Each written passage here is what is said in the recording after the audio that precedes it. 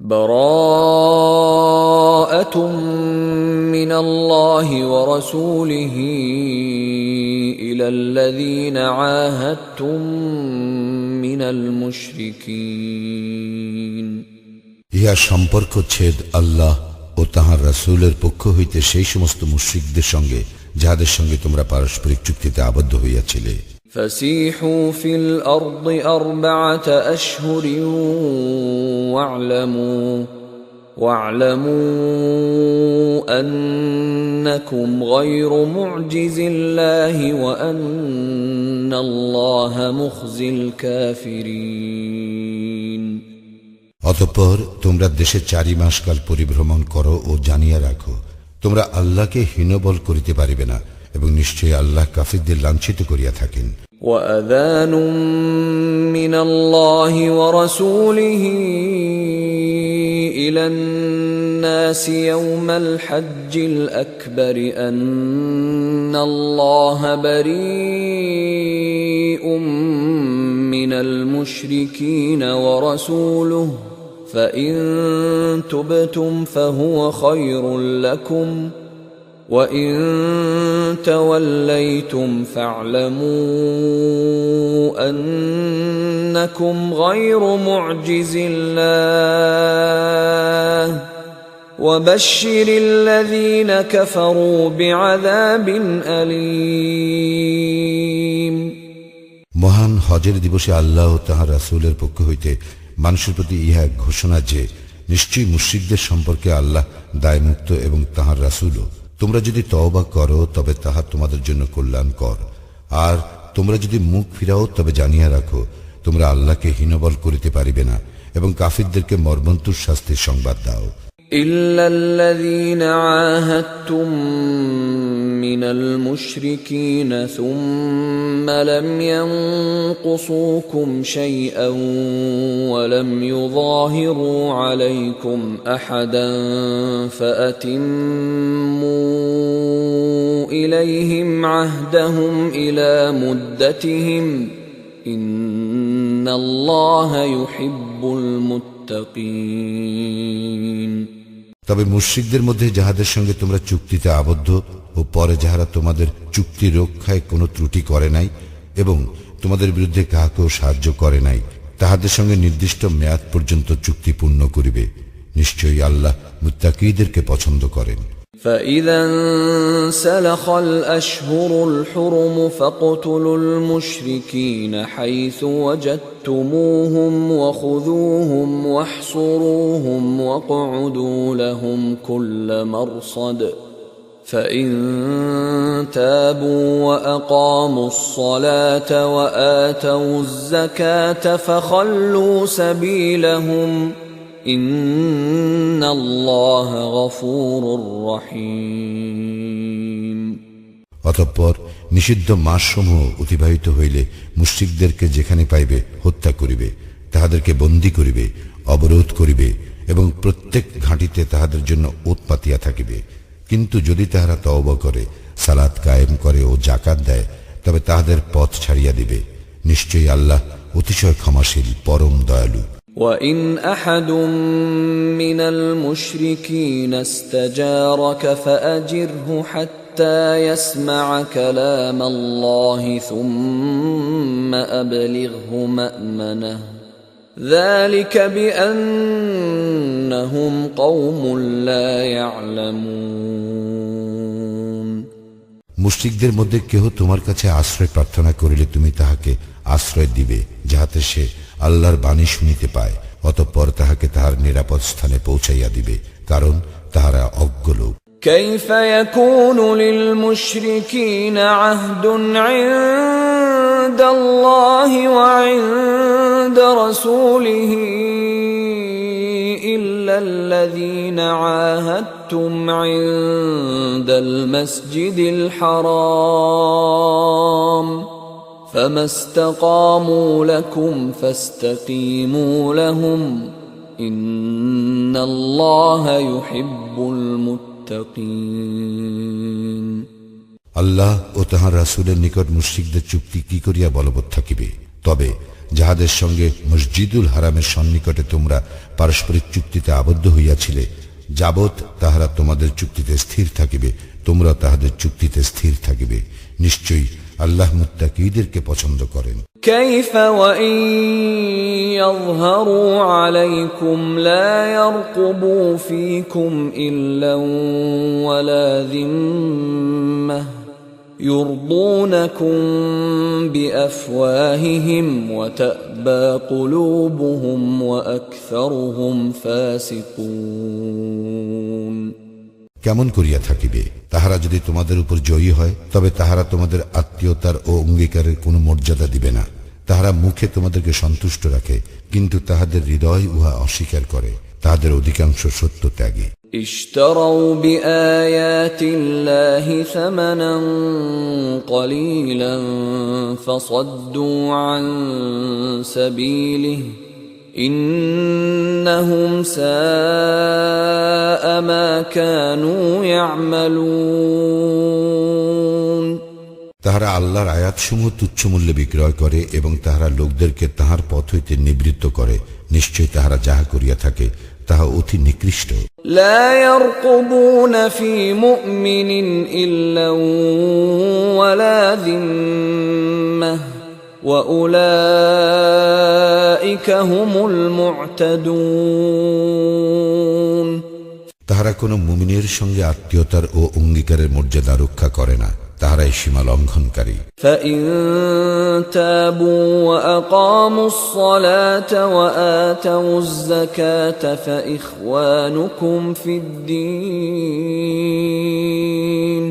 ونفصل الآيات لقوم يعلمون।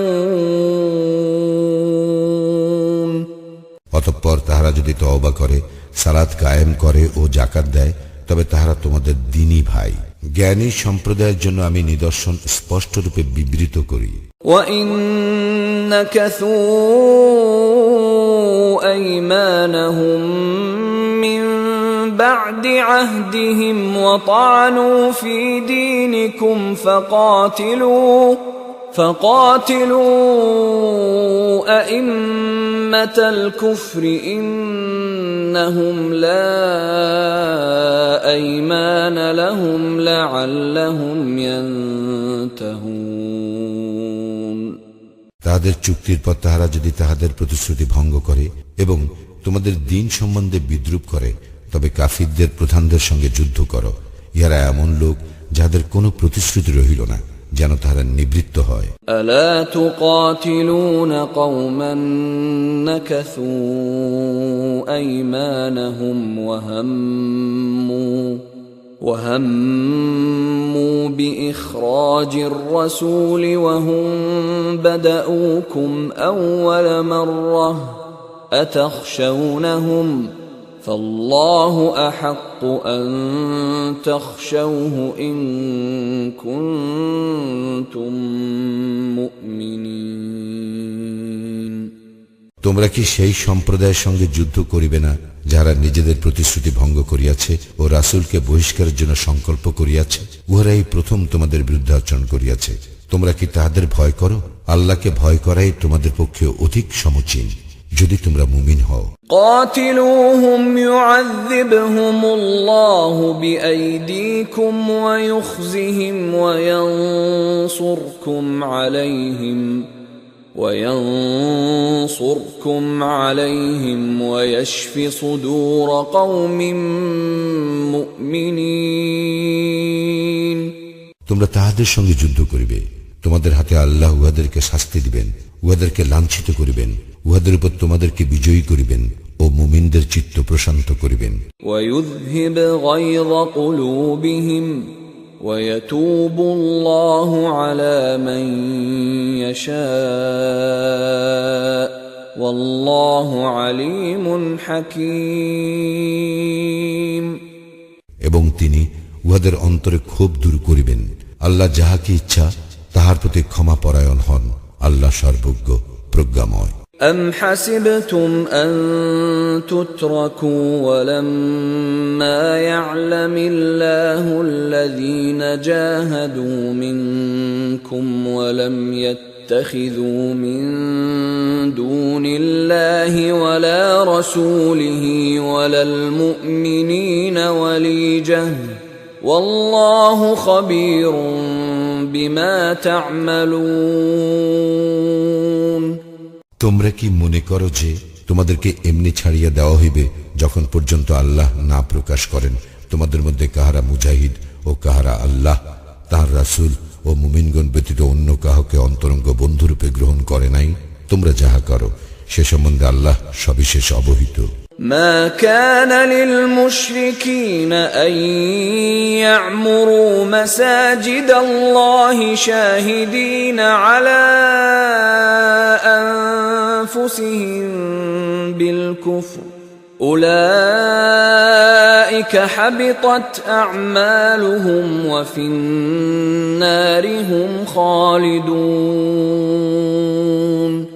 মুশরিকরা যখন নিজেরাই নিজেদের কুফরি স্বীকার করে তখন তারা আল্লাহর মসজিদের রক্ষণাবেক্ষণ করিবে এমন হইতে পারে না। উহারা এমন যাদের সমস্ত কর্ম ব্যর্থ হইয়াছে এবং উহারা দুযোগেই স্থায়ীভাবে অবস্থান করিবে।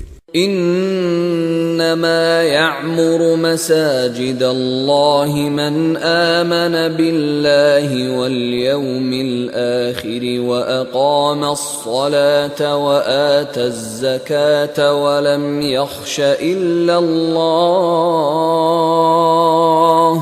فعسى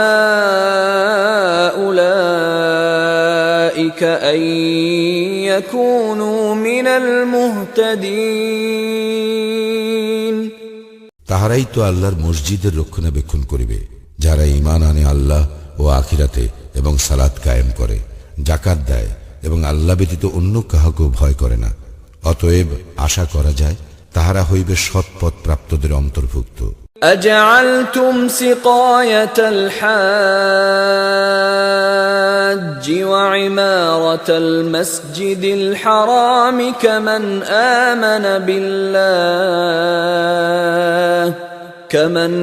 آمن بالله واليوم الآخر وجاهد في سبيل الله لا يستوون عند الله والله لا يهدي القوم الظالمين হাজীদের জন্য পানি সরবরাহ এবং মসজিদুল হারামের রক্ষণাবেক্ষণ করাকে তোমরা কি তাহাদের পুণ্যের সমজ্ঞান করো যারা আল্লাহ ও আখিরাতে ঈমান আনে এবং আল্লাহর পথে জিহাদ করে? আল্লাহর নিকট উহারা সমতুল্য নয়। আল্লাহ জালিম সম্প্রদায়কে সৎপথ প্রদর্শন করেন না।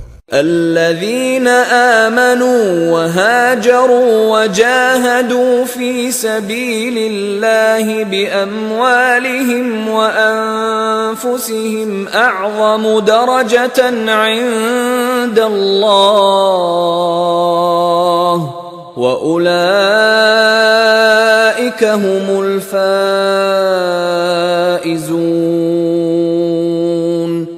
যাহারা ঈমান আনে, হিজরত করে এবং নিজেদের সম্পদ ও নিজেদের জীবন দ্বারা আল্লাহর পথে জিহাদ করে তাহারা আল্লাহর নিকট মর্যাদায় শ্রেষ্ঠ আর তাহারাই সফল কাম। يبشرهم ربهم برحمة منه ورضوان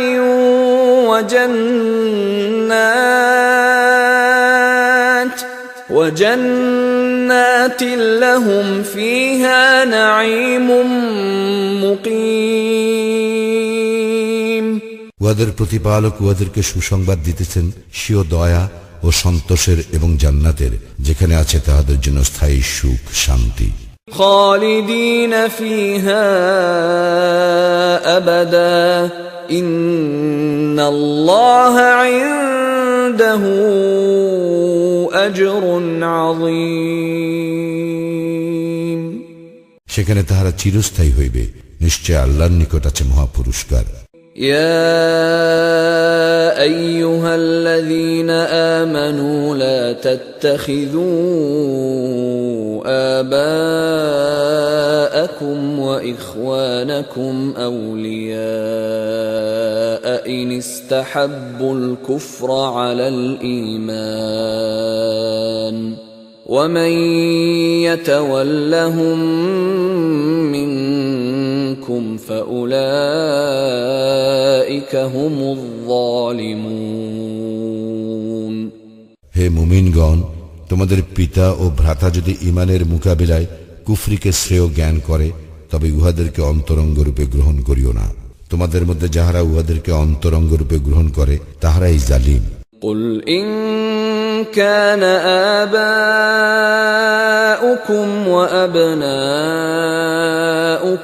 وإخوانكم وأزواجكم وعشيرتكم وأموال اقترفتموها وتجارة تخشون كسادها ومساكن ترضونها أحب إليكم من الله ورسوله وجهاد في سبيله فتربصوا حتى يأتي الله بأمره والله لا يهدي القوم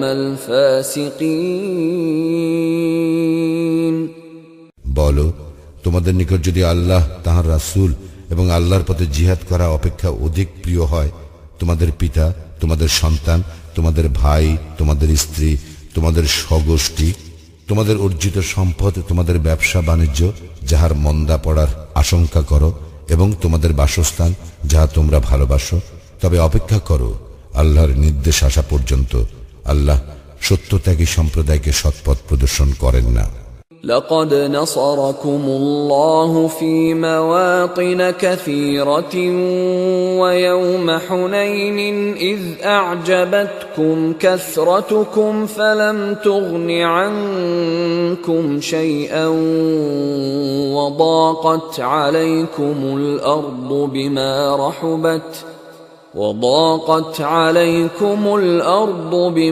رحبت ثم وليتم مدبرين আল্লাহ তোমাদেরকে তো সাহায্য করিয়াছেন বহু ক্ষেত্রে, এবং হুনায়নের যুদ্ধের দিনে যখন তোমাদেরকে উৎফুল্ল করিয়াছিল তোমাদের সংখ্যাধিক্য, কিন্তু উহা তোমাদের কোনো কাজে আসে নাই, এবং বিস্তৃত হওয়া সত্ত্বেও পৃথিবী তোমাদের জন্য সংকুচিত হইয়াছিল। পরে তোমরা পৃষ্ঠ প্রদর্শন করিয়া পলায়ন করিয়াছিলে। ثم أنزل الله سكينته على رسوله وعلى المؤمنين وأنزل جنودا لم تروها وعذب الذين كفروا وذلك جزاء الكافرين অতঃপর আল্লাহ তাহার নিকট হইতে তাহার রাসূল ও মুমিনদের উপর প্রশান্তি বর্ষণ করেন, এবং এমন এক সৈন্যবাহিনী অবতীর্ণ করেন যাহা তোমরা দেখিতে পাও নাই, এবং তিনি কাফিরদেরকে শাস্তি প্রদান করেন। ইহাই কাফিরদের কর্মফল। ثم يتوب الله من بعد ذلك على من يشاء والله غفور رحيم ইহার পরও যাহার প্রতি ইচ্ছা আল্লাহ ক্ষমাপরায়ণ হইবেন, আল্লাহ অতি ক্ষমাশীল, পরম দয়ালু। يا أيها الذين آمنوا إنما المشركون نجس فلا يقربوا المسجد الحرام بعد عامهم هذا وإن خفتم عيلة فسوف يغنيكم الله من فضله إن شاء إن الله عليم حكيم হে মুমিনগণ, মুশরিকরা তো অপবিত্র, সুতরাং এই বৎসরের পর তাহারা যেন মসজিদুল হারামের নিকট না আসে। যদি তোমরা দারিদ্র্যের আশঙ্কা করো, তবে আল্লাহ ইচ্ছা করিলে তাহার নিজ করুণায় তোমাদেরকে অভাব মুক্ত করিবেন। নিশ্চয়ই আল্লাহ সর্বজ্ঞ, প্রজ্ঞাময়। قاتلوا الذين لا يؤمنون بالله ولا باليوم الآخر ولا يحرمون ما حرم الله ورسوله ولا يدينون دين الحق ولا يدينون دين الحق من الذين أوتوا الكتاب حتى يعطوا الجزية عن يد وهم صاغرون যাহাদের প্রতি কিতাব অবতীর্ণ হইয়াছে তাহাদের মধ্যে যাহারা আল্লাহর প্রতি ঈমান আনে না, শেষ দিনও নয়, এবং আল্লাহ ও তাহার রাসূল যাহা হারাম করিয়াছেন তাহা হারাম গণ্য করে না, এবং সত্য দিন অনুসরণ করে না, তাহাদের সঙ্গে যুদ্ধ করিবে, যে পর্যন্ত না তাহারা নত হইয়া স্বহস্তে জিজিয়া দেয়। وقالت اليهود عزير ابن الله وقالت النصارى المسيح ابن الله ذلك قولهم بأفواههم يضاهئون قول الذين كفروا من قبل قاتلهم الله أنى يؤفكون ইয়াহুদীরা বলে উজাইর আল্লাহর পুত্র এবং খ্রিস্টানরা বলে মসিহ আল্লাহর পুত্র। উহা তাহাদের মুখের কথা। পূর্বে যাহারা কুফরি করিয়াছিল উহারা তাহাদের মতো কথা বলে। আল্লাহ উহাদেরকে ধ্বংস করুন। আর কোন দিকে উহাদেরকে ফিরাইয়া দেওয়া হইয়াছে? اتخذوا أحبارهم ورهبانهم أربابا من دون الله والمسيح ابن مريم وما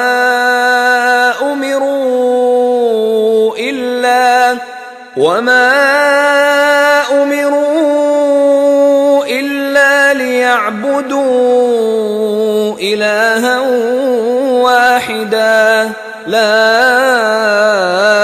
إله إلا هو سبحانه عما يشركون তাহারা আল্লাহ ব্যতীত তাহাদের পণ্ডিতগণকে ও সংসার বিরাগীগণকে তাহাদের প্রভুর রূপে গ্রহণ করিয়াছে এবং মারিয়াম তনয় মসিকেও, কিন্তু উহারা এক ইলাহের ইবাদত করিবার জন্যই আদিষ্ট হইয়াছিল। তিনি ব্যতীত অন্য কোন ইলাহ নাই। তাহারা যাহাকে শরীক করে তাহা হইতে তিনি কত পবিত্র।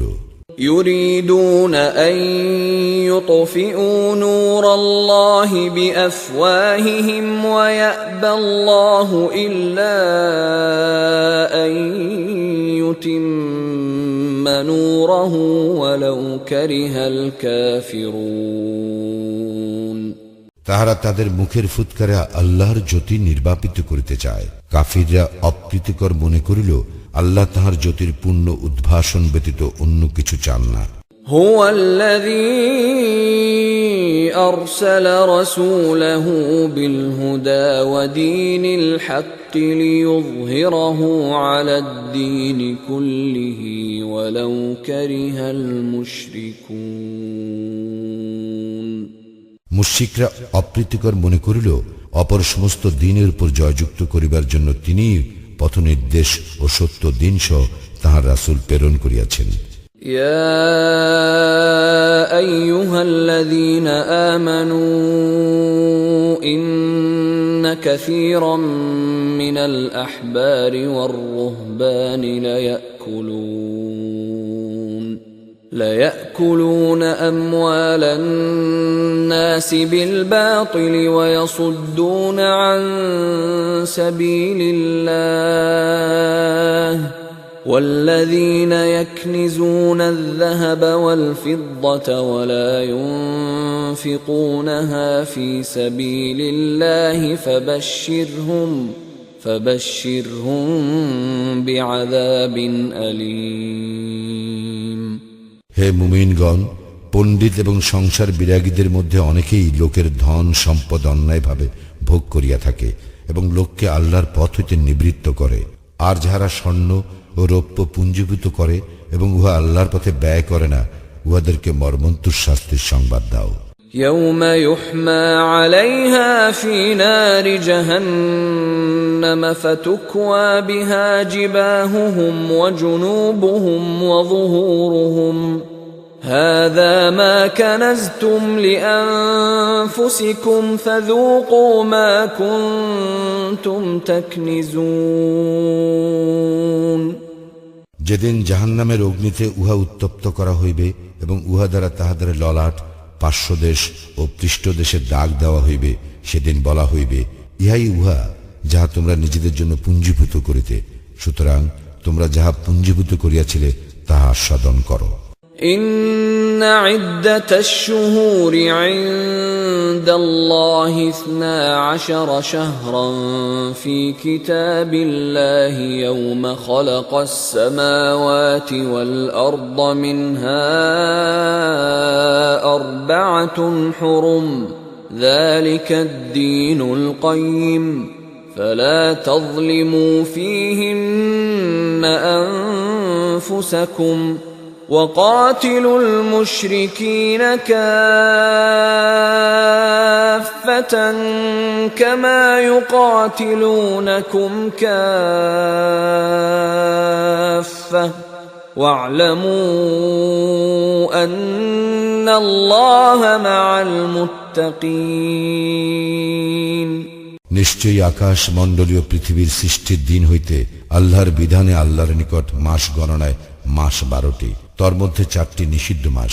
ইহাই সুপ্রতিষ্ঠিত বিধান।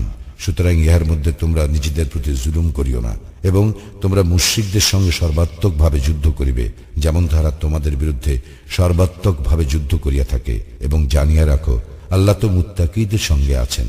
إنما النسيء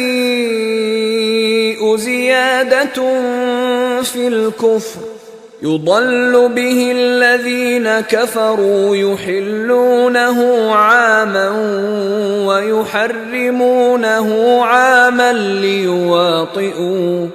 ليواطئوا عدة ما حرم الله فيحلوا ما حرم الله زين لهم سوء أعمالهم والله لا يهدي القوم الكافرين এই যে মাসকে পিছাইয়া দেওয়া কেবল কুফরি বৃদ্ধি করা, যাহা দ্বারা কাফিরদেরকে বিভ্রান্ত করা হয়, তাহারা উহাকে কোনো বৎসর বৈধ করে, আবার কোনো বৎসর অবৈধ করে, যাতে তাহারা আল্লাহ যেইগুলিকে নিষিদ্ধ করিয়াছেন সেইগুলির গণনা পূর্ণ করিতে পারে।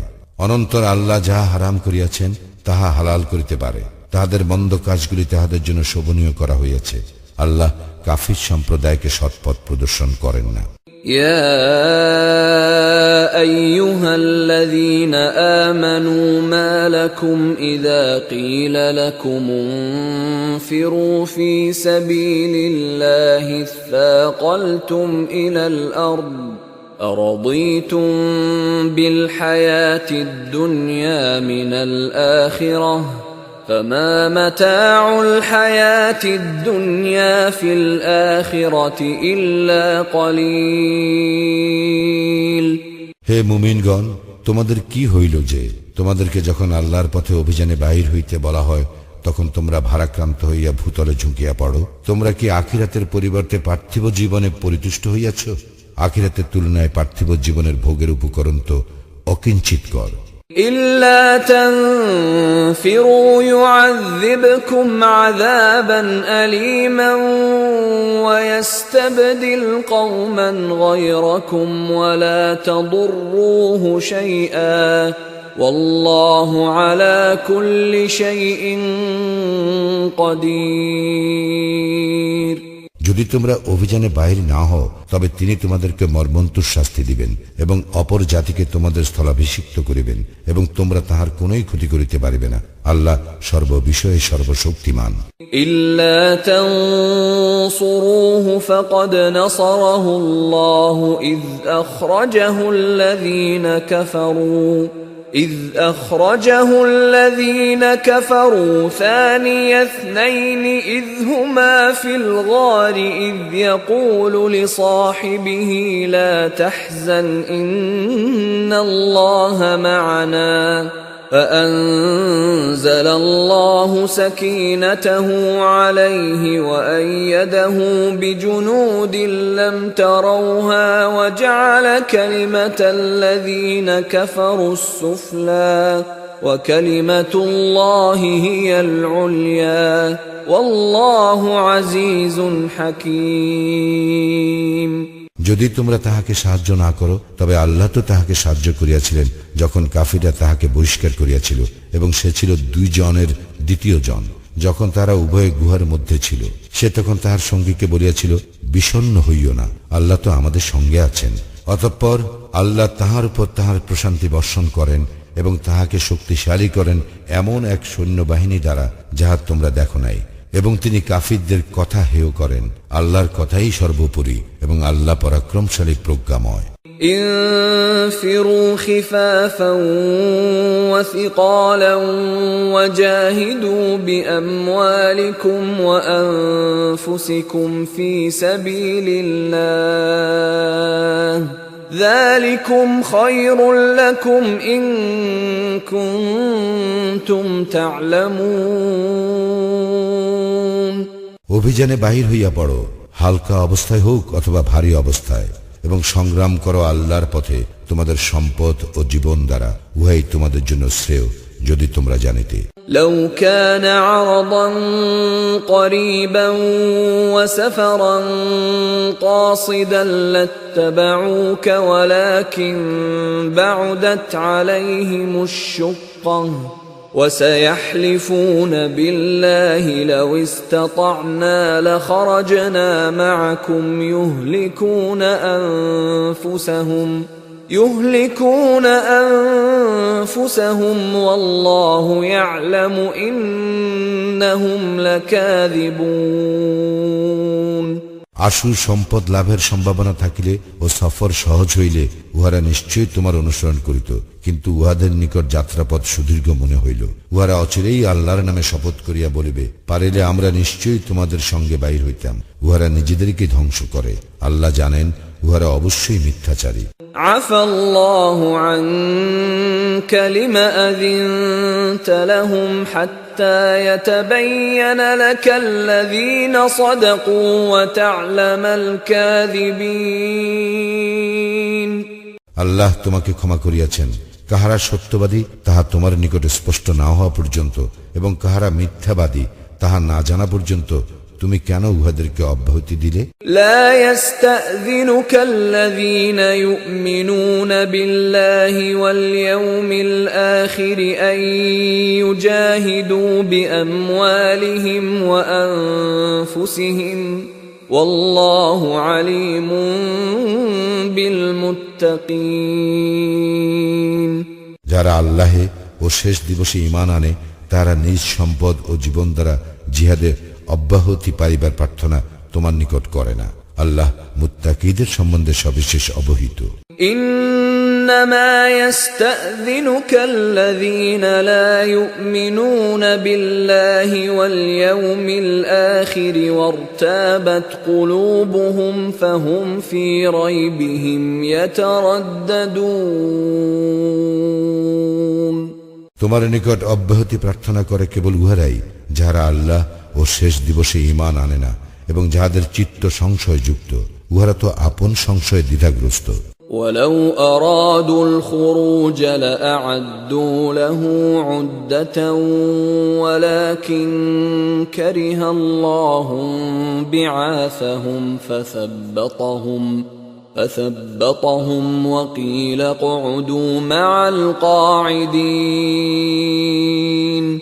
উহারা বাহির হইতে চাহিলে উহারা নিশ্চয়ই ইহার জন্য প্রস্তুতির ব্যবস্থা করিত, কিন্তু উহাদের অভিযাত্রা আল্লাহর মনোপুত ছিল না। সুতরাং তিনি উহাদেরকে বিরত রাখেন, এবং উহাদেরকে বলা হয়, যাহারা বসিয়া আছে তাহাদের সঙ্গে বসিয়া থাকো।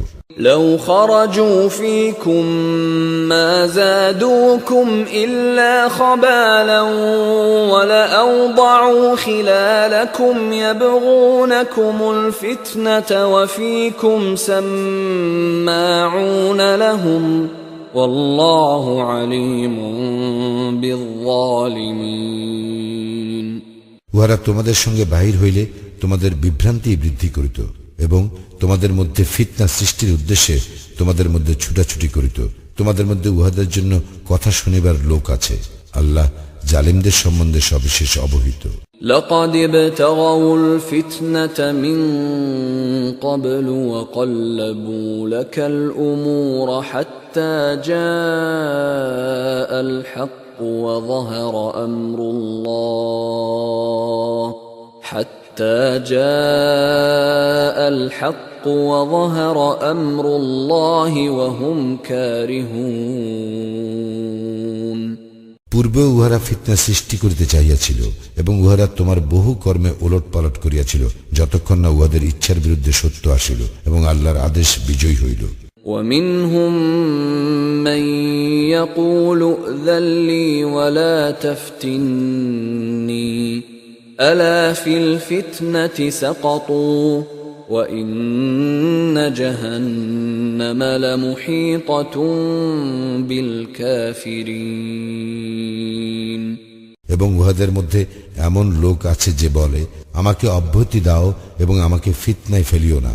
সাবধান, উহারা এই ফিতনাতে পড়িয়াছে, জাহান্নাম তো কাফিরদেরকে বেষ্টন করিয়াই আছে। ইন তুসিবকা হাসানাতুন তাসুহম ওয়া ইন তুসিবকা মুসিবাতুন ইয়াকুলু ক্বাদ আখাযনা আমরানা মিন ক্বাবলু ওয়া ইয়াতাওয়াল্লাউ ওয়া হুম ফারিহুন। তোমার মঙ্গল হইলে তাহা উহাদেরকে পীড়া দেয় এবং তোমার বিপদ ঘটিলে উহারা বলে, আমরা তো পূর্বান্নেই আমাদের ব্যাপারে সতর্কতা অবলম্বন করিয়াছিলাম, এবং উহারা উৎফুল্ল চিত্তে সরিয়া পড়ে। কুল লা ইউসিবানা ইল্লা মা কাতাবাল্লাহু লানা হুয়া মাওলানা ওয়া আলাল্লাহি ফালইয়াতাওয়াক্কালিল মুমিনুন। বলো, আমাদের জন্য আল্লাহ যাহা নির্দিষ্ট করিয়াছেন তাহা ব্যতীত আমাদের অন্য কিছু হইবে না। তিনি আমাদের কর্ম বিধায়ক এবং আল্লাহর উপরেই মুমিনদের নির্ভর করা উচিত। কুল হাল তারাব্বাসুনা বিনা ইল্লা ইহদাল হুসনায়াইন ونحن نتربص بكم أن يصيبكم الله بعذاب من عنده أو بأيدينا فتربصوا إنا معكم متربصون। বলো, তোমরা আমাদের দুইটি মঙ্গলের একটির প্রতীক্ষা করিতেছ এবং আমরা প্রতীক্ষা করিতেছি আল্লাহ তোমাদেরকে শাস্তি দিবেন সরাসরি নিজ পক্ষ হইতে অথবা আমাদের হস্ত দ্বারা। অতএব তোমরা প্রতীক্ষা করো, আমরাও তোমাদের সঙ্গে প্রতীক্ষা করিতেছি। কুল আনফিকু তাওআন আও কারহান লান ইউতাকাব্বাল মিনকুম ইন্নাকুম কুনতুম কওমান ফাসিকিন। বলো, তোমরা স্বেচ্ছায় ব্যয় করো অথবা অনিচ্ছায়, তোমাদের নিকট হইতে তাহা কিছুতেই গৃহীত হইবে না। তোমরা তো সত্যত্যাগী সম্প্রদায়।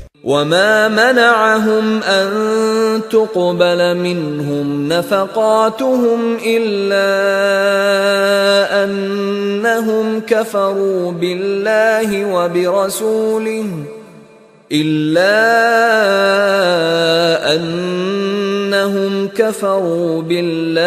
وبرسوله ولا يأتون الصلاة إلا وهم كسالى ولا ينفقون إلا وهم كارهون।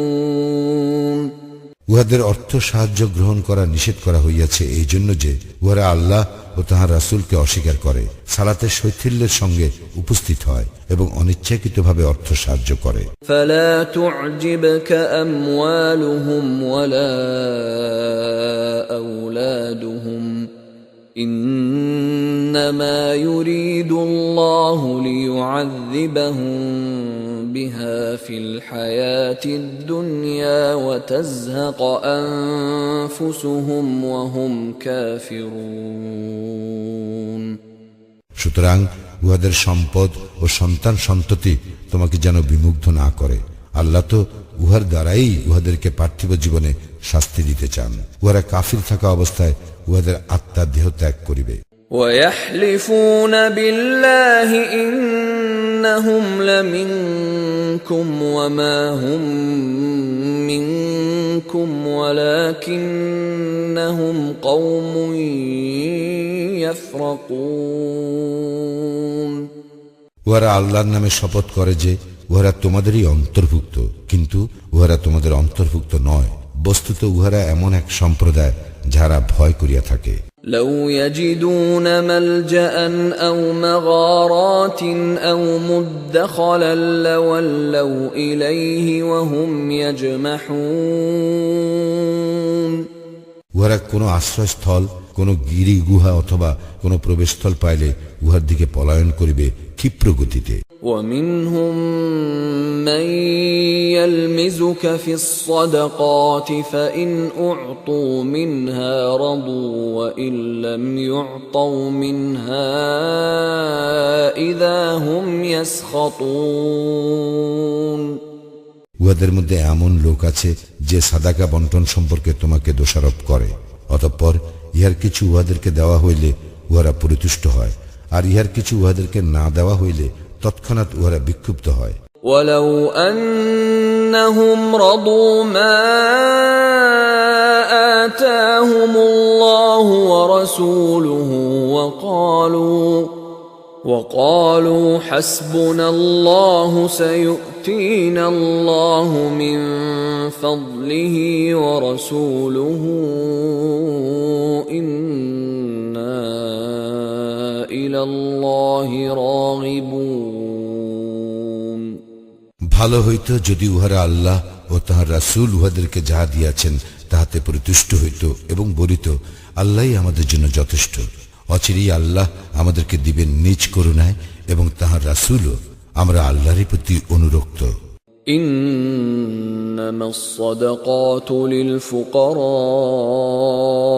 والمساكين والعاملين عليها والمؤلفة قلوبهم وفي الرقاب والغارمين وفي سبيل الله وابن السبيل فريضة من الله والله عليم حكيم সাদাকা তো কেবল নিঃস্ব, অভাবগ্রস্ত ও তৎসংশ্লিষ্ট কর্মচারীদের জন্য, যাহাদের চিত্ত আকর্ষণ করা হয় তাহাদের জন্য, দাসমুক্তির জন্য, ঋণ ভারাক্রান্তদের, আল্লাহর পথে ও মুসাফিরদের জন্য। ইহা আল্লাহর বিধান, আল্লাহ সর্বজ্ঞ প্রজ্ঞাময়। ومنهم الذين يؤذون النبي ويقولون هو أذن قل أذن خير لكم يؤمن بالله ويؤمن للمؤمنين ورحمة للذين آمنوا منكم والذين يؤذون رسول الله لهم عذاب أليم এবং উহাদের মধ্যে এমনও লোক আছে যারা নবীকে ক্লেশ দেয় এবং বলে, সে তো কর্ণপাতকারী। বলো, তাহার কান তোমাদের জন্য যাহা মঙ্গল তাহাই শুনে। সে আল্লাহে ঈমান আনে এবং মুমিনদেরকে বিশ্বাস করে। তোমাদের মধ্যে যাহারা মুমিন সে তাহাদের জন্য রহমত, এবং যাহারা আল্লাহর রাসূলকে ক্লেশ দেয় তাহাদের জন্য আছে মর্মন্তুদ শাস্তি। يحلفون بالله لكم ليرضوكم والله ورسوله أحق أن يرضوه إن كانوا مؤمنين উহারা তোমাদেরকে সন্তুষ্ট করিবার জন্য তোমাদের নিকট আল্লাহর শপথ করে। আল্লাহ ও তাহার রাসূল ইহারই অধিক হকদার যে উহারা তাহাদেরকেই সন্তুষ্ট করে, যদি উহারা মুমিন হয়। ألم يعلموا أنه من يحادد الله ورسوله فأن له نار جهنم خالدا فيها ذلك الخزي العظيم উহারা কি জানে না যে ব্যক্তি আল্লাহ ও তাহার রাসূলের বিরোধিতা করে তাহার জন্য তো আছে জাহান্নামের অগ্নি, যেখানে সে স্থায়ী হইবে। উহাই চরম লাঞ্ছনা। يحذر المنافقون أن تنزل عليهم سورة تنبئهم بما في قلوبهم قل استهزئوا إن الله مخرج ما تحذرون। মুনাফিকরা ভয় করে তাহাদের সম্পর্কে এমন এক সূরা না অবতীর্ণ হয় যাহা উহাদের অন্তরের কথা ব্যক্ত করিয়া দিবে। বলো, বিদ্রূপ করিতে থাকো, তোমরা যাহা ভয় করো আল্লাহ তাহা প্রকাশ করিয়া দিবেন। وَلَئِن سَأَلْتَهُمْ لَيَقُولُنَّ إِنَّمَا كُنَّا نَخُوضُ وَنَلْعَبُ قُلْ أَبِاللَّهِ وَآيَاتِهِ وَرَسُولِهِ كُنتُمْ تَسْتَهْزِئُونَ। এবং তুমি উহাদেরকে প্রশ্ন করিলে উহারা নিশ্চয়ই বলিবে, আমরা তো আলাপ আলোচনা ও ক্রিয়া কৌতুক করিতেছিলাম। বলো, তোমরা কি আল্লাহ, তাহার নিদর্শন ও তাহার রাসূলকে বিদ্রূপ করিতেছিলে? لا تعتذروا قد كفرتم بعد إيمانكم إن نعف عن طائفة منكم نعذب طائفة بأنهم كانوا مجرمين। তোমরা দোষ স্খলনের চেষ্টা করিও না, তোমরা তো ঈমান আনার পর কুফরি করিয়াছ।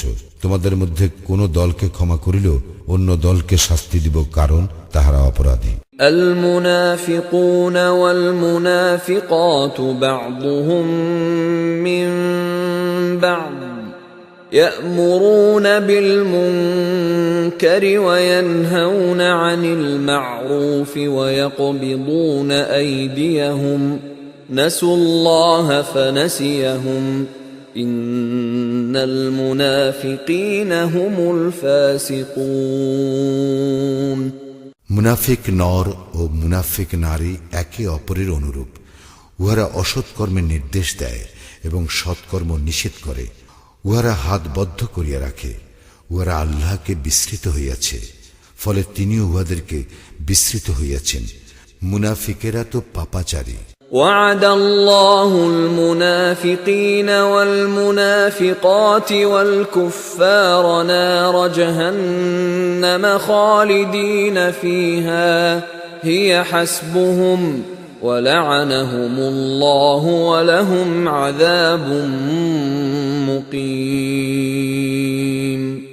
মুনাফিক নর, মুনাফিক নারী ও কাফিরদেরকে আল্লাহ প্রতিশ্রুতি দিয়েছেন জাহান্নামের অগ্নির, যেখানে উহারা স্থায়ী হইবে। ইহাই উহাদের জন্য যথেষ্ট, এবং আল্লাহ উহাদেরকে লানত করিয়াছেন এবং উহাদের জন্য রয়েছে স্থায়ী শাস্তি। كالذين من قبلكم كانوا أشد منكم قوة وأكثر أموالا وأولادا فاستمتعوا بخلاقهم فاستمتعتم بخلاقكم كما استمتع الذين من قبلكم بخلاقهم وخضتم كالذي خاضوا أولئك حبطت أعمالهم في الدنيا والآخرة وأولئك هم الخاسرون। তোমরাও তোমাদের পূর্ববর্তীদের মতো যাহারা শক্তিতে তোমাদের অপেক্ষা প্রবল ছিল এবং যাহাদের ধন সম্পদ ও সন্তান সন্ততি ছিল তোমাদের অপেক্ষা অধিক, এবং উহারা উহাদের ভাগ্যে যাহা ছিল তাহা ভোগ করিয়াছে। তোমাদের ভাগ্যে যাহা ছিল তোমরাও তাহা ভোগ করিলে, যেমন তোমাদের পূর্ববর্তীরা উহাদের ভাগ্যে যাহা ছিল তাহা ভোগ করিয়াছে। উহারা যেইরূপ অনর্থক আলাপ আলোচনায় লিপ্ত ছিল, তোমরাও সেইরূপ আলাপ আলোচনায় লিপ্ত রহিয়াছ। উহারাই তাহারা যাদের কর্ম দুনিয়া ও আখিরাতে ব্যর্থ, এবং উহারাই ক্ষতিগ্রস্ত।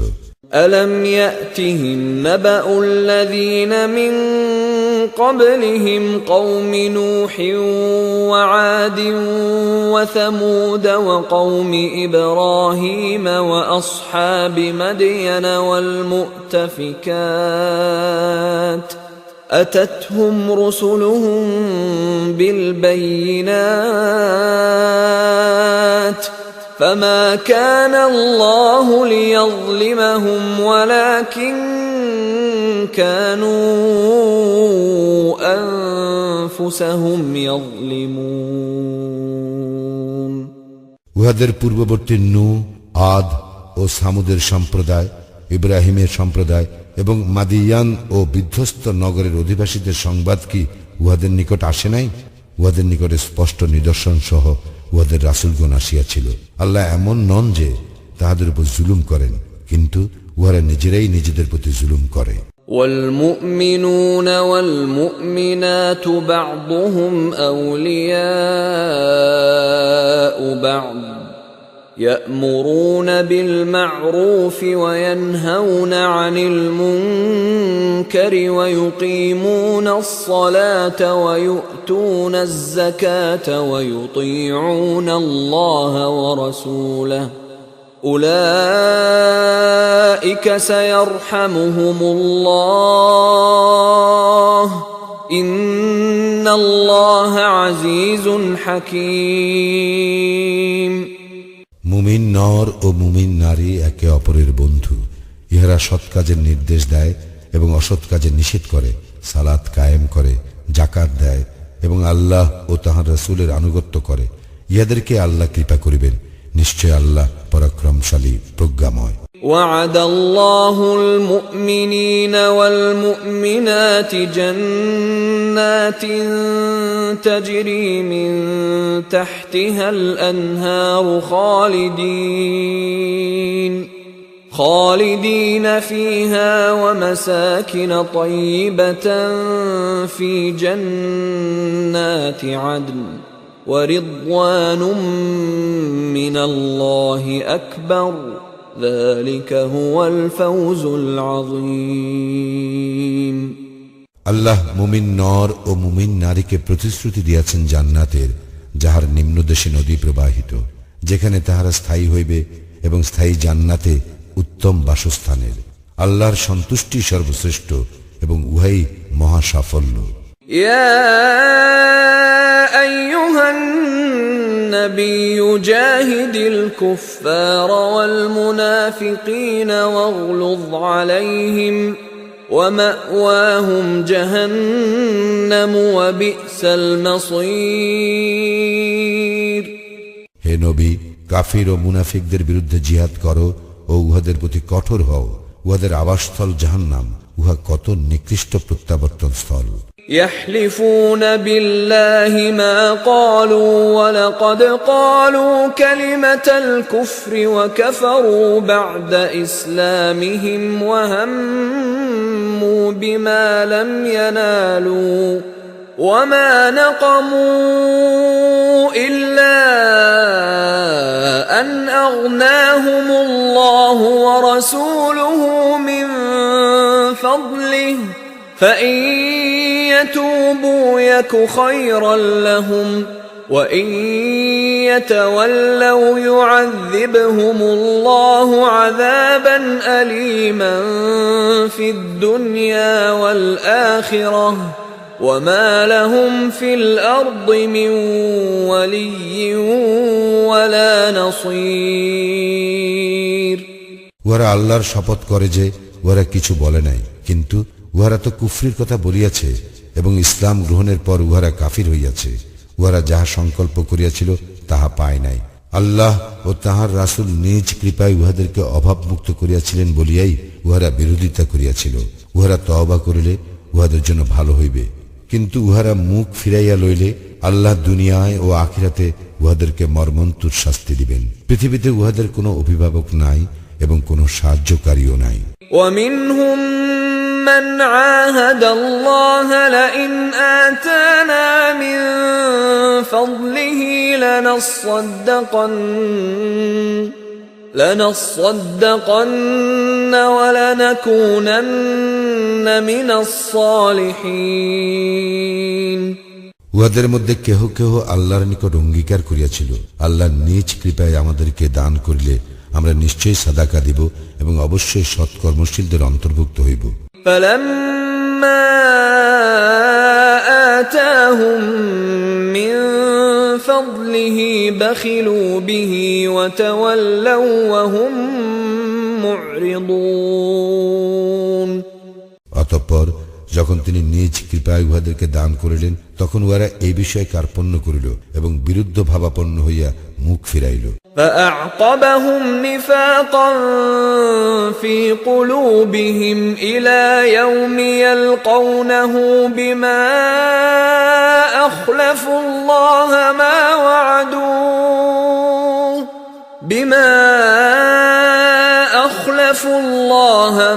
وعدوه وبما كانوا يكذبون পরিণামে তিনি উহাদের অন্তরে কপটতা স্থিত করিলেন আল্লাহর সঙ্গে উহাদের সাক্ষাৎ দিবস পর্যন্ত, কারণ উহারা আল্লাহর নিকট যে অঙ্গীকার করিয়াছিল উহা ভঙ্গ করিয়াছিল, কারণ উহারা ছিল মিথ্যাচারী। ألم يعلموا أن الله يعلم سرهم ونجواهم وأن الله علام الغيوب উহারা কি জানিত না যে উহাদের অন্তরে গোপন কথা ও উহাদের গোপন পরামর্শ আল্লাহ অবশ্যই জানেন এবং যাহা অদৃশ্য তাহাও তিনি বিশেষভাবে জানেন। الذين يلمزون المطوعين من المؤمنين في الصدقات والذين لا يجدون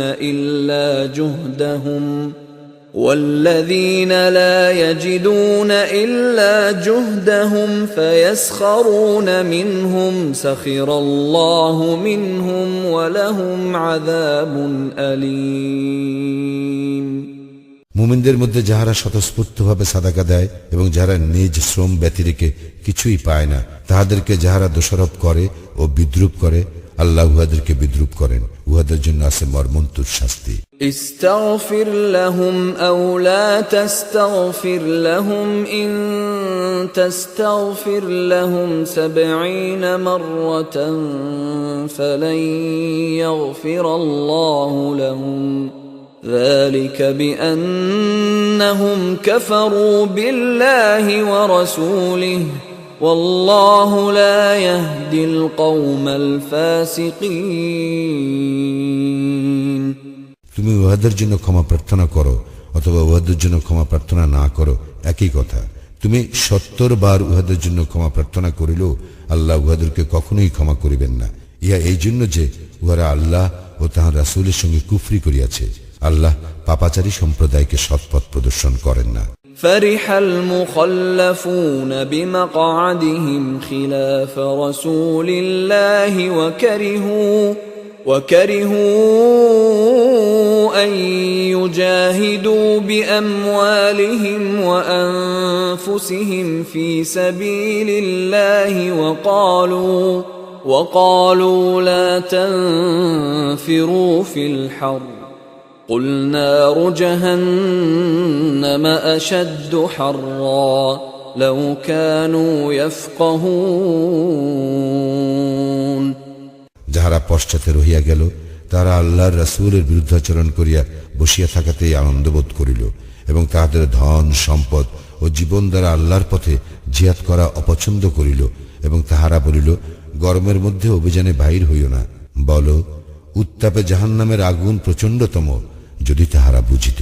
فليضحكوا قليلا وليبكوا كثيرا جزاء بما كانوا يكسبون অতএব তাহারা কিঞ্চিত হাসিয়া লোক, তাহারা প্রচুর কাঁদিবে তাহাদের কৃতকর্মের ফলস্বরূপ। فإن رجعك الله إلى طائفة منهم فاستأذنوك للخروج فقل لن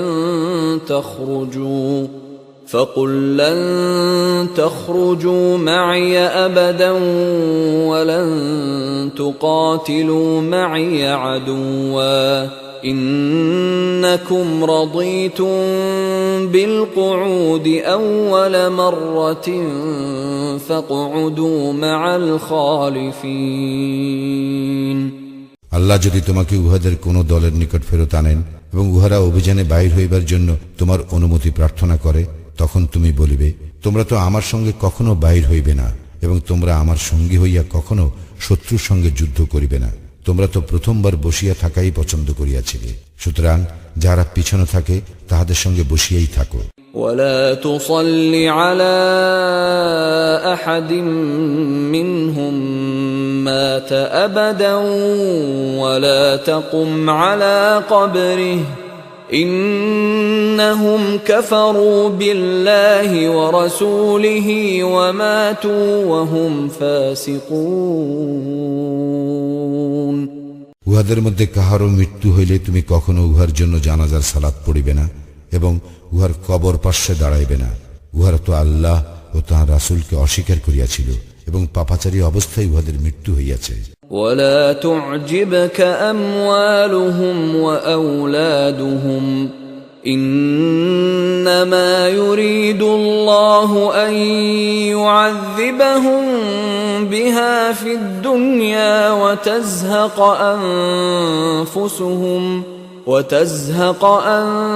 أنفسهم وهم كافرون। সুতরাং উহাদের সম্পদ ও সন্তান সন্ততি তোমাকে যেন বিমুগ্ধ না করে। আল্লাহ তো উহার দ্বারাই উহাদেরকে পার্থিব জীবনে শাস্তি দিতে চান। উহারা কাফির থাকা অবস্থায় উহাদের আত্মা দেহ ত্যাগ করিবে। وَإِذَا أُنزِلَتْ سُورَةٌ أَنْ آمِنُوا بِاللَّهِ وَجَاهِدُوا مَعَ رَسُولِهِ اسْتَأْذَنَكَ أُولُو الطَّوْلِ مِنْهُمْ وَقَالُوا ذَرْنَا نَكُن مَّعَ الْقَاعِدِينَ।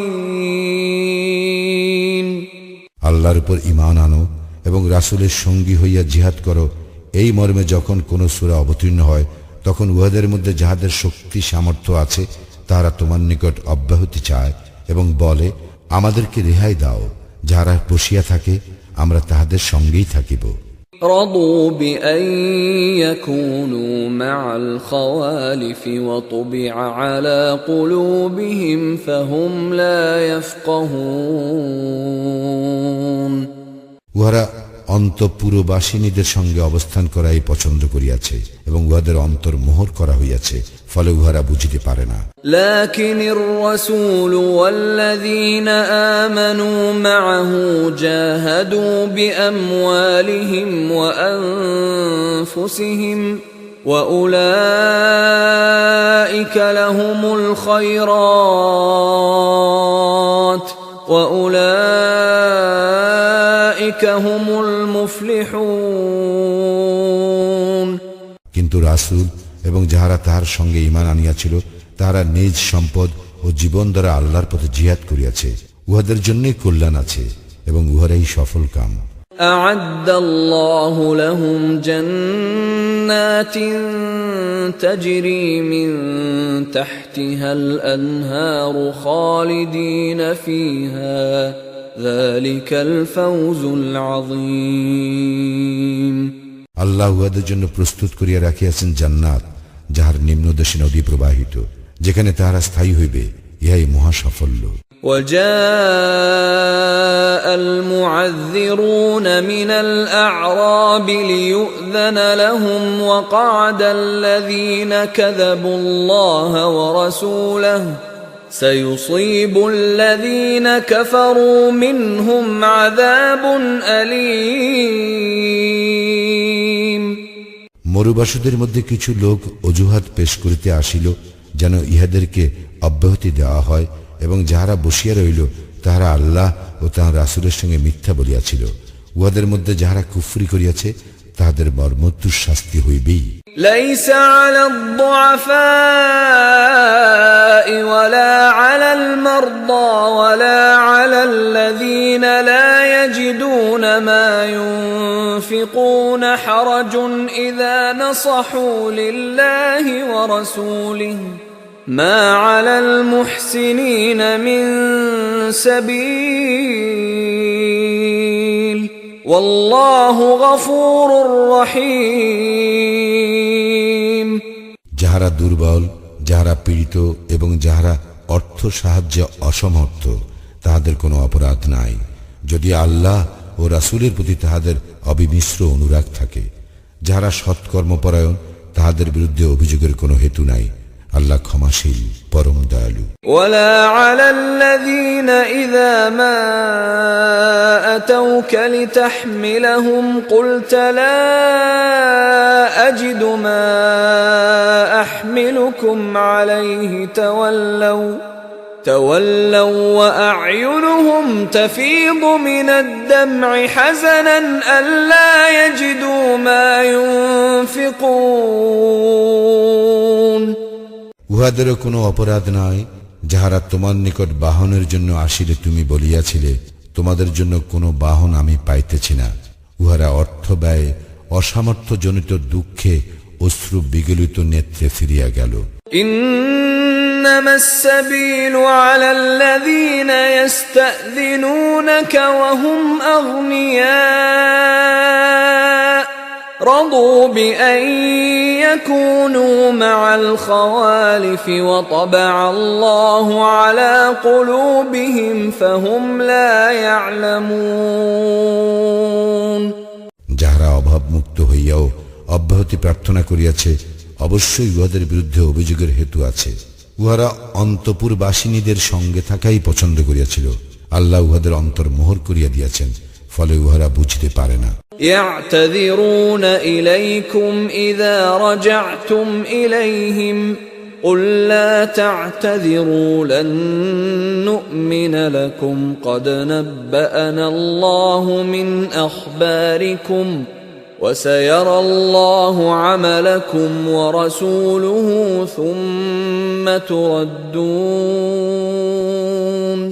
ثم تردون إلى عالم الغيب والشهادة فينبئكم بما كنتم تعملون তোমরা উহাদের নিকট ফিরিয়া আসিলে উহারা তোমাদের নিকট অজুহাত পেশ করিবে। বলিও, অজুহাত পেশ করিও না, আমরা তোমাদেরকে কখনো বিশ্বাস করিব না। আল্লাহ আমাদেরকে তোমাদের খবর জানাইয়া দিয়াছেন এবং আল্লাহ অবশ্যই তোমাদের কার্যকলাপ লক্ষ্য করিবেন এবং তাহার রাসূলও। অতঃপর যিনি অদৃশ্য ও দৃশ্যের পরিজ্ঞাতা তাহার নিকট তোমাদেরকে প্রত্যাবর্তিত করা হইবে এবং তিনি তোমরা যাহা করিতে তাহা তোমাদেরকে জানাইয়া দিবেন। سيحلفون بالله لكم إذا انقلبتم إليهم لتعرضوا عنهم فأعرضوا عنهم إنهم رجس ومأواهم جهنم جزاء بما كانوا يكسبون তোমরা উহাদের নিকট ফিরিয়া আসিলে অচিরেই উহারা আল্লাহর শপথ করিবে যাহাতে তোমরা উহাদের উপেক্ষা করো। সুতরাং তোমরা উহাদেরকে উপেক্ষা করিবে, উহারা অপবিত্র এবং উহাদের কৃতকর্মের ফলস্বরূপ জাহান্নাম উহাদের আবাসস্থল। يحلفون لكم لترضوا عنهم فإن ترضوا عنهم فإن الله لا يرضى عن القوم الفاسقين উহারা তোমাদের নিকট শপথ করিবে যাহাতে তোমরা উহাদের প্রতি তুষ্ট হও। তোমরা উহাদের প্রতি তুষ্ট হইলেও আল্লাহ তো সত্যত্যাগী সম্প্রদায়ের প্রতি তুষ্ট হইবেন না। الأعراب أشد كفرا ونفاقا وأجدر ألا يعلموا حدود ما أنزل الله على رسوله والله عليم حكيم কুফরি ও কপটতায় মরুবাসীরা কঠোরতর এবং আল্লাহ তাঁর রাসূলের প্রতি যাহা অবতীর্ণ করিয়াছেন তার সীমারেখা সম্পর্কে অজ্ঞ থাকার যোগ্যতা ইহাদের অধিক। আল্লাহ সর্বজ্ঞ প্রজ্ঞাময়। ومن الأعراب من يتخذ ما ينفق مغرما ويتربص بكم الدوائر عليهم دائرة السوء والله سميع عليم মরুবাসীদের কেহ কেউ যাহা তাহারা আল্লাহর পথে ব্যয় করে তাহা অর্থদণ্ড বলিয়া গণ্য করে এবং তোমাদের ভাগ্য বিপর্যয়ের প্রতীক্ষা করে। মন্দ ভাগ্য চক্র উহাদেরই হোক, আল্লাহ সর্বশ্রোতা, সর্বজ্ঞ। ومن الأعراب من يؤمن بالله واليوم الآخر ويتخذ ما ينفق قربات عند الله وصلوات الرسول ألا إنها قربة لهم سيدخلهم الله في رحمته ইন্নাল্লাহ গফুরুর রহিম। মরুবাসীদের কেউ কেউ আল্লাহে ও পরকালে ঈমান রাখে এবং যাহা ব্যয় করে তাহাকে আল্লাহর সান্নিধ্য ও রাসূলের দুয়া লাভের উপায় মনে করে। বাস্তবিকই উহা তাহাদের জন্য আল্লাহর সান্নিধ্য লাভের উপায়। আল্লাহ তাহাদেরকে নিজ রহমতে দাখিল করিবেন। নিশ্চয় আল্লাহ ক্ষমাশীল, পরম দয়ালু। والسابقون الأولون من المهاجرين والأنصار والذين اتبعوهم بإحسان رضي الله عنهم ورضوا عنه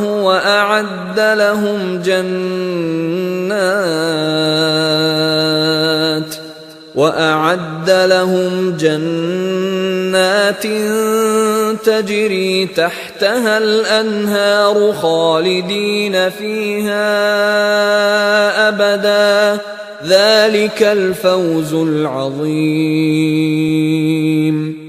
মুহাজির ও আনসারদের মধ্যে যাহারা প্রথম অগ্রগামী এবং যাহারা নিষ্ঠার সঙ্গে তাহাদের অনুসরণ করে, আল্লাহ তাহাদের প্রতি প্রসন্ন এবং তাহারাও তাহাতে সন্তুষ্ট, এবং তিনি তাহাদের জন্য প্রস্তুত করিয়াছেন জান্নাত যাহার নিম্নদেশী নদী প্রবাহিত, যেখানে তাহারা চিরস্থায়ী হইবে। ইহা মহা সাফল্য। وَمِمَّنْ حَوْلَكُمْ مِنَ الْأَعْرَابِ مُنَافِقُونَ وَمِنْ أَهْلِ الْمَدِينَةِ مَرَدُوا عَلَى النِّفَاقِ لَا تَعْلَمُهُمْ نَحْنُ نَعْلَمُهُمْ سنعذبهم مرتين ثم يردون إلى عذاب عظيم। মরুবাসীদের মধ্যে যাহারা তোমাদের আশেপাশে আছে তাহাদের কেহ কেউ মুনাফিক, এবং মদিনাবাসীদের মধ্যেও কেহ কেউ উহারা কপটতায় সিদ্ধ। তুমি উহাদেরকে জানো না, আমি উহাদেরকে জানি। আমি উহাদেরকে দুইবার শাস্তি দিব ও পরে উহারা প্রত্যাবর্তিত হইবে মহাশাস্তির দিকে। وآخرون اعترفوا بذنوبهم خلطوا عملا صالحا وآخر سيئا عسى الله أن يتوب عليهم إن الله غفور رحيم। এবং অপর কতক লোকে নিজেদের অপরাধ স্বীকার করিয়াছে, উহারা এক সৎকর্মের সঙ্গে অপর অসৎকর্ম মিশ্রিত করিয়াছে। আল্লাহ হয়তো উহাদেরকে ক্ষমা করিবেন। নিশ্চয় আল্লাহ ক্ষমাশীল, পরম দয়ালু।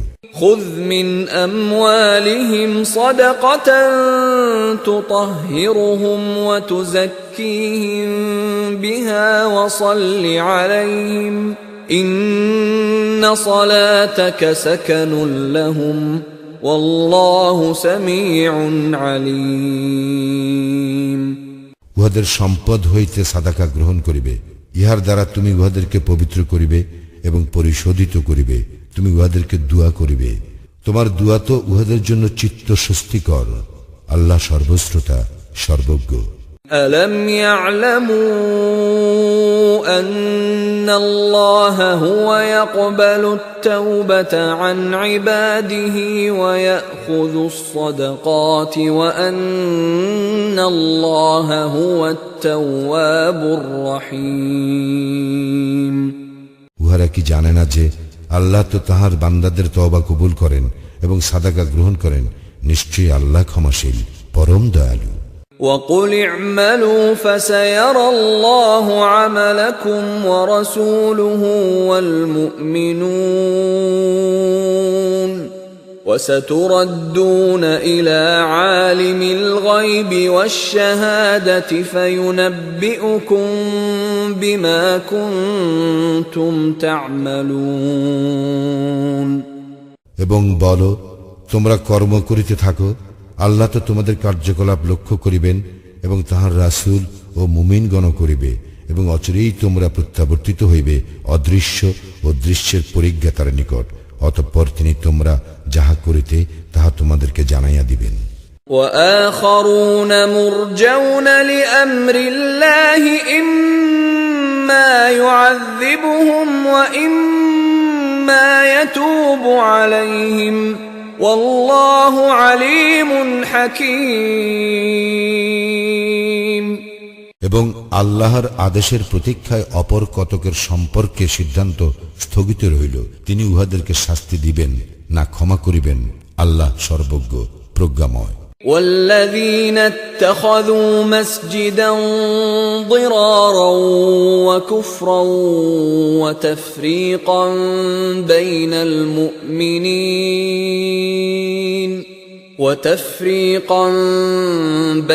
المؤمنين وإرصادا لمن حارب الله ورسوله من قبل وَلَيَحْلِفُنَّ إِنْ أَرَدْنَا إِلَّا الْحُسْنَى وَاللَّهُ يَشْهَدُ إِنَّهُمْ لَكَاذِبُونَ।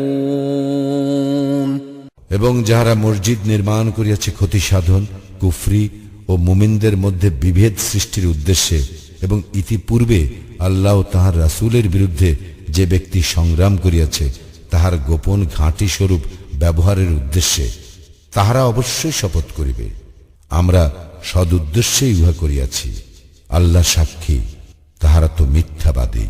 لا تقم فيه أبدا لمسجد أسس على التقوى من أول يوم أحق أن تقوم فيه رجال يحبون أن يتطهروا والله يحب المطهرين। তুমি ইহাতে কখনো দাঁড়াইও না, যে মসজিদের ভিত্তি প্রথম দিন হইতে স্থাপিত হইয়াছে তাকওয়ার উপর, উহাই তোমার সালাতের জন্য অধিক যোগ্য। সেখানে এমন লোক আছে যাহারা পবিত্রতা অর্জন ভালোবাসে, এবং পবিত্রতা অর্জনকারীদেরকে আল্লাহ পছন্দ করেন। أفمن أسس بنيانه على تقوى من الله ورضوان خير أم من أسس بنيانه على شفا جرف هار فانهار به في نار جهنم والله لا يهدي القوم الظالمين। যে ব্যক্তি তাহার গৃহের ভিত্তি আল্লাহ ভীতি ও আল্লাহর সন্তুষ্টির উপর স্থাপন করে সে উত্তম, না ওই ব্যক্তি উত্তম যে তাহার গৃহের ভিত্তি স্থাপন করে এক খাদের ধর্ষণমুখ কিনারায়, ফলে যাহা উহাকে সহ জাহান্নামের অগ্নিতে পতিত হয়। আল্লাহ জালিম সম্প্রদায়কে পথ প্রদর্শন করেন না। لا يزال بنيانهم الذي بنوا ريبة في قلوبهم إلا أن تقطع قلوبهم والله عليم حكيم। উহাদের গৃহ যাহা উহারা নির্মাণ করিয়াছে তাহা উহাদের অন্তরে সন্দেহের কারণ হইয়া থাকিবে, যে পর্যন্ত না উহাদের অন্তর ছিন্ন বিচ্ছিন্ন হইয়া যায়। আল্লাহ সর্বজ্ঞ প্রজ্ঞাময়। إن الله اشترى من المؤمنين أنفسهم وأموالهم بأن لهم الجنة يقاتلون في سبيل الله فيقتلون ويقتلون وعدا عليه حقا في التوراة والإنجيل والقرآن ومن أوفى بعهده من الله فاستبشروا ببيعكم الذي بايعتم به وذلك هو الفوز العظيم। নিশ্চয়ই আল্লাহ মুমিনদের নিকট হইতে তাহাদের জীবন ও সম্পদ ক্রয় করিয়া লইয়াছেন। তাহাদের জন্য জান্নাত আছে ইহার বিনিময়। তাহারা আল্লাহর পথে যুদ্ধ করে, নিধন করে ও নিহত হয়। তাওরাত, ইনজিল ও কুরআনে এই সম্পর্কে তাহাদের দৃঢ় প্রতিশ্রুতি রইয়াছে। নিজ প্রতিজ্ঞা পালনে আল্লাহ অপেক্ষা শ্রেষ্ঠতর কে আছে? তোমরা যে সওদা করিয়াছ সেই সওদার জন্য আনন্দিত হও এবং উহাই তো মহা সাফল্য। التائبون العابدون الحامدون السائحون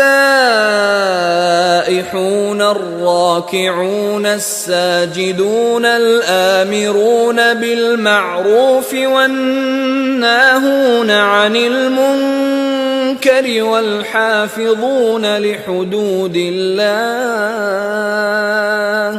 وبشر المؤمنين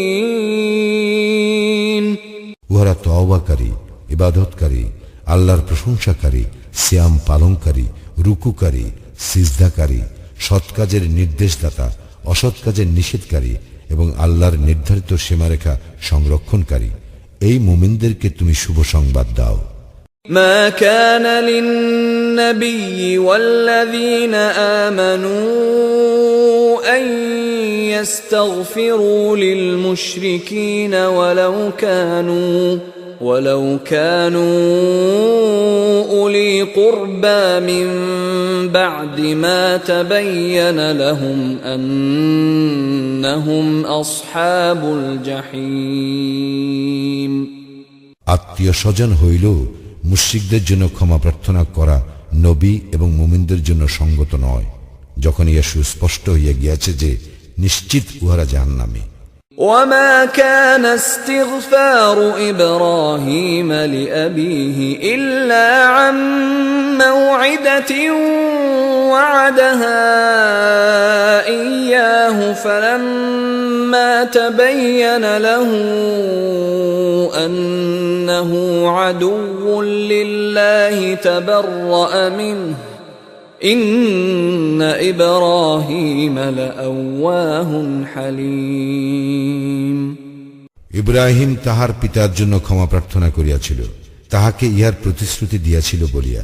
অতঃপর যখন ইহা তাহার নিকট সুস্পষ্ট হইল যে সে আল্লাহর শত্রু, তখন ইব্রাহিম উহার সম্পর্ক ছিন্ন করিল। ইব্রাহিম তো কোমল হৃদয় ও সহনশীল।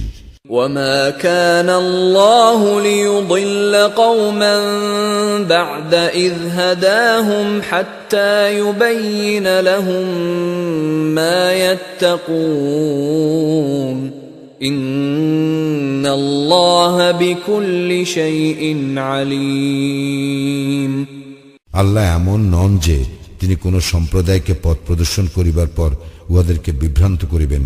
উহাদেরকে কি বিষয় তাকওয়া অবলম্বন করিতে হইবে ইহা সুস্পষ্ট রূপে ব্যক্ত না করা পর্যন্ত। নিশ্চয়ই আল্লাহ সর্ববিষয়ে সবিশেষ অবহিত। ইন্নাল্লাহা লাহু মুলকুস সামাওয়াতি ওয়াল আরদ ইউহয়ী ওয়া ইউমীত ওয়া মা লাকুম মিন দুনিল্লাহি মিন ওয়ালিয়্যিন ওয়ালা নাসীর। আকাশ মণ্ডলীয় পৃথিবীর সার্বভৌম ক্ষমতা আল্লাহরই। তিনি জীবন দান করেন এবং তিনি মৃত্যু ঘটান। আল্লাহ ব্যতীত তোমাদের কোনো অভিভাবক নাই, সাহায্যকারীও নাই। لقد تاب الله على النبي والمهاجرين والأنصار الذين اتبعوه في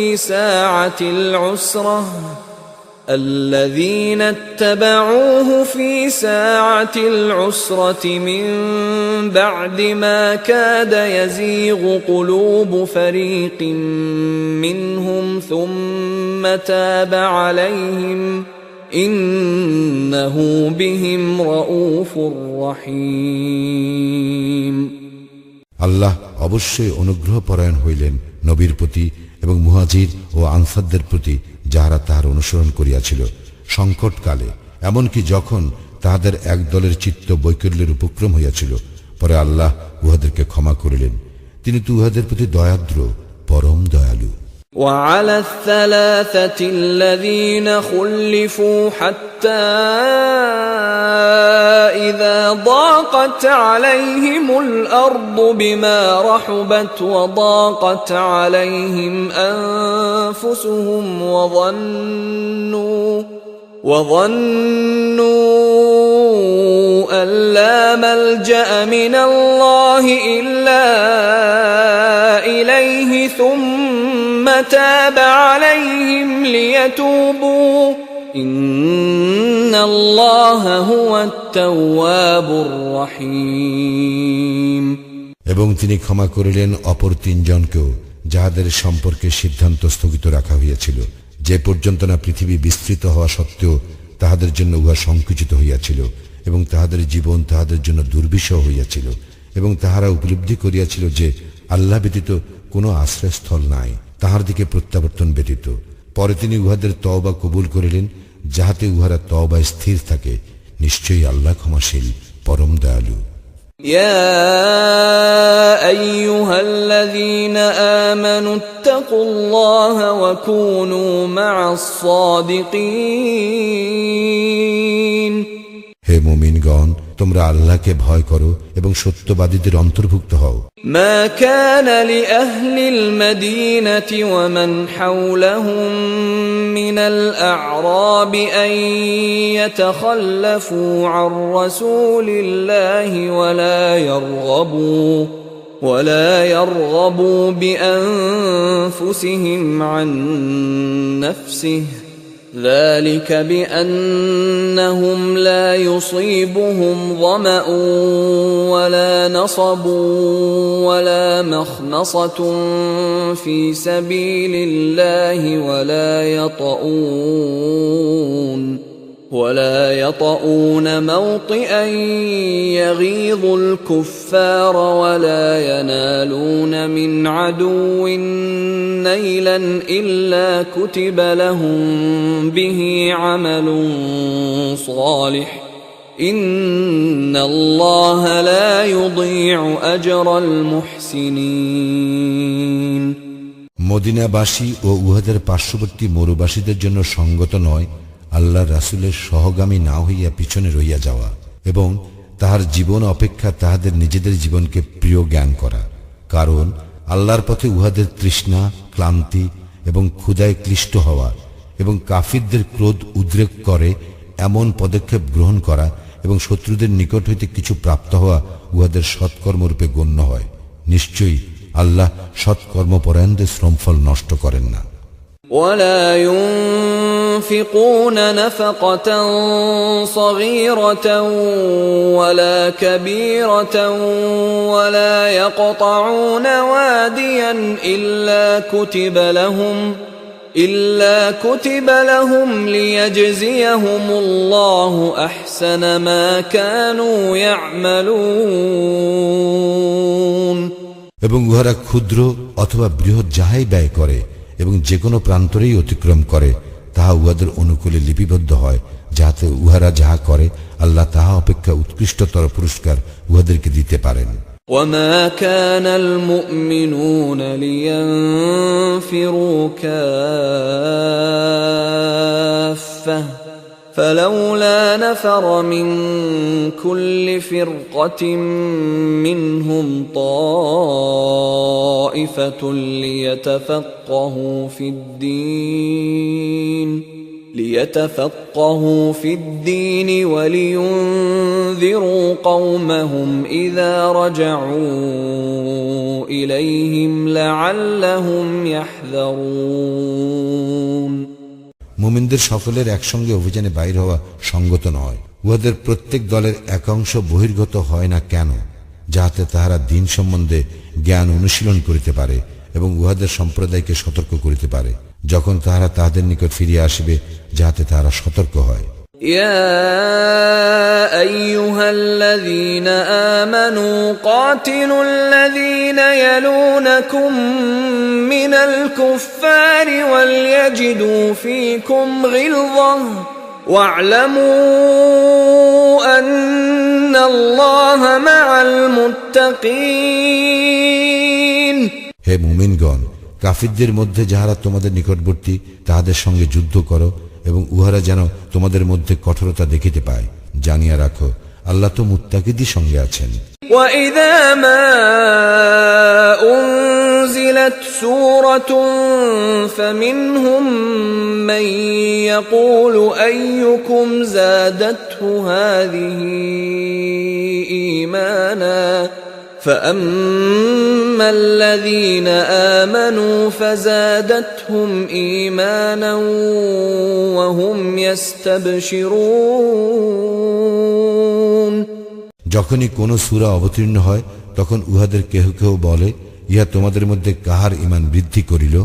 যাহারা মুমিন, ইহা তাহাদেরই ঈমান বৃদ্ধি করে এবং তাহারাই আনন্দিত হয়। وَأَمَّا الَّذِينَ فِي قُلُوبِهِم مَّرَضٌ فَزَادَتْهُمْ رِجْسًا إِلَىٰ رِجْسِهِمْ وَمَاتُوا وَهُمْ كَافِرُونَ। এবং যাহাদের অন্তরে ব্যাধি আছে, ইহা তাহাদের কলুষের সঙ্গে আরো কলুষ যুক্ত করে এবং উহাদের মৃত্যু ঘটে কাফির অবস্থায়। أَوَلَا يَرَوْنَ أَنَّهُمْ يُفْتَنُونَ فِي كُلِّ عَامٍ مَّرَّةً أَوْ مَرَّتَيْنِ ثُمَّ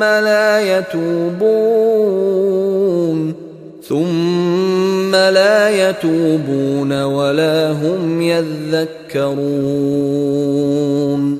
উহারা কি দেখে না যে উহাদেরকে প্রতি বৎসর একবার বা দুইবার বিপর্যস্ত করা হয়? ইহার পরও উহারা তওবা করে না এবং উপদেশ গ্রহণ করে না।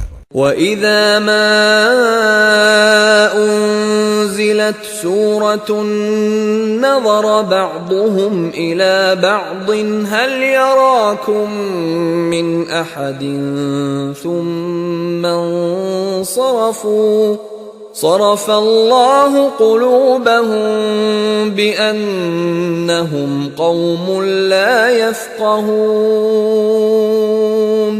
এবং যখনই কোনো সূরা অবতীর্ণ হয় তখন উহারা একে অপরের দিকে তাকায় এবং ইশারায় জিজ্ঞাসা করে, তোমাদেরকে কেহ লক্ষ্য করিতেছে কি? অতঃপর উহারা সরিয়া পড়ে। আল্লাহ উহাদের হৃদয়কে সত্য বিমুখ করিয়াছেন, কারণ উহারা এমন এক সম্প্রদায় যাহাদের বোধশক্তি নাই। لقد جاءكم رسول من أنفسكم عزيز عليه ما عنتم حريص عليكم بالمؤمنين رؤوف رحيم। অবশ্যই তোমাদের মধ্য হইতেই তোমাদের নিকট এক রাসূল আসিয়াছে, তোমাদেরকে যাহা বিপন্ন করে উহা তাহার জন্য কষ্টদায়ক। সে তোমাদের মঙ্গলকামী, মুমিনদের প্রতি সে দয়াদ্র ও পরম দয়ালু। فَإِن تَوَلَّوْا فَقُلْ حَسْبِيَ اللَّهُ لَا إِلَٰهَ إِلَّا هُوَ عَلَيْهِ